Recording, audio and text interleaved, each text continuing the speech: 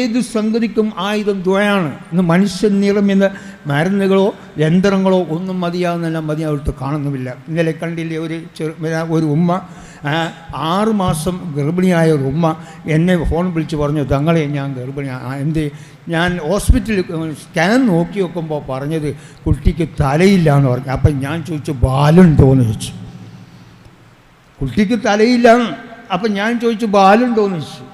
ഒന്നും മിണ്ടിയില്ല. അതുകൊണ്ട് എന്താണ് എടുത്തു കളയണമെന്നോ? ചലിച്ച ഹറാമല്ലേ ഇത്. ഇന്ന് യന്ത്രത്തിൽ കൂടിയുള്ള ഫിത്ന ഇത് നടക്കുന്നതേ. യന്ത്രത്തിൽ കൂടിയ ഫിത്നയാണ് ഈ നടന്നുകൊണ്ടിരിക്കുന്നത്. ഇതെൻ്റെ ആഖിർ ഫിത്നയെ തൊട്ട് കാവൽ ചോദിക്കണമെന്ന് പറഞ്ഞ റസൂൽ അതിൻ്റെ സൂചനയാണ്. ഇതെല്ലാം നമ്മൾ മനസ്സിലാക്കണം. ഒരു ഉസ്താദ് എന്താ 5 മക്കളെ എടുത്തു കളഞ്ഞു. നോക്കുമ്പോൾ എന്തോ വളർച്ചയില്ല, ആർത്തിടിപ്പില്ല. ഞാൻ പറഞ്ഞു, മോനെ ആർത്തുണ്ടെങ്കിൽ എടുപ്പുണ്ടാവുക. ഈ 2 മാസത്തിൽ എന്ത് ആർത്താ ഉണ്ടാവുക? ഈ 2 മാസത്തിൽ എന്ത് ആർത്താ ഉണ്ടാവുക? നിങ്ങളൊന്ന് ആലോചിച്ച് നോക്കി. എടുത്തു കളഞ്ഞു. അപ്പം ഞാൻ ചോദിച്ചു, അല്ലോ ഉസ്താദേ നിങ്ങളെ പിന്നെ ഇവിടുന്ന് പാസ്സായെന്ന്. ആ പാസ്സായ സാറിന് ഒന്നും ഉസ്താദിനൊന്ന് മടക്കി കൊടുത്തു കളാം. തീർന്നു അവിടെ സാധനം. എന്നാൽ പിന്നെ വിഷമമില്ലല്ലോ.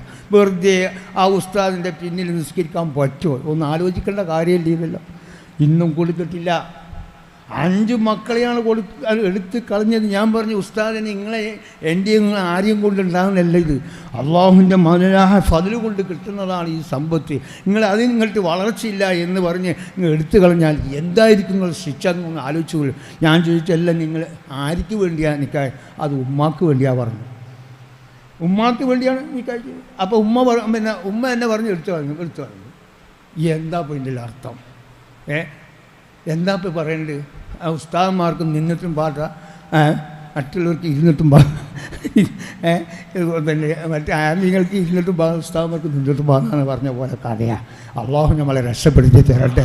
അങ്ങനെയുള്ള ഷർറിൽ ഇബ്ലീസിൻ്റെ കുതന്ത്രത്തിന് അള്ളാഹു സലാമത്താക്കി തരട്ടെ. മക്കളെ, നിങ്ങൾ ശ്രദ്ധിക്കണം. ഇതെല്ലാം അള്ളാഹുവിൻ്റെ അടുത്ത് നമ്മൾ കഠിനമായ ശിക്ഷ നമ്മൾ അനുഭവിക്കേണ്ടി വരും. അള്ളാഹു നമ്മൾ കാത്തു രക്ഷിക്കണം. റഹ്മാനെ, ഇവിടെ ചെയ്ത 3 മോമിനിങ്ങളിൽ റബ്ബേ വാഹിറും ബാത്തുമായ രോഗം ശിഫ കൊടുക്കണം. റഹ്മാനെ.